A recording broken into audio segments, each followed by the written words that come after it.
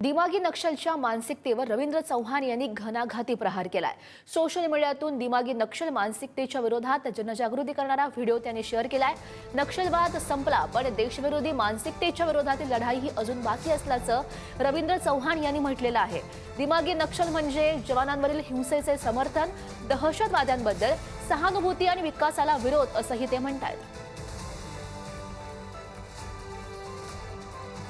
नेमकी काय एक्सपोज केलेली आहे त्यांच्याकडून ती आपण बघूया। 31 मार्च 2026 या ऐतिहासिक दिवशी भारतातील हिंसक नक्षलवाद इतिहास जमा झाला। मोदी सरकारच्या विकास कामांचा धडाका। त्यामुळे कधी काळी हातात बंदुका घेणाऱ्या आदिवासी तरुणांनी रेड कॉरिडॉर ते रॅम्प वॉक असा प्रवास केला। मात्र आजवर अशा तरुणांना बंदुका हाती घेण्यासाठी प्रवृत्त करणारे दिमागी नक्षल हेच आज देशांसमोरचं सगळ्यात मोठं आव्हान आहे। म्हणूनच आपण सर्वजण सजग राहूया, दिमागी नक्षलपासून सावध राहूया, राष्ट्रहिताच्या बाजूने ठाम उभे राहूया असं आवाहन रवींद्र चव्हाण यांनी जनतेला केलंय।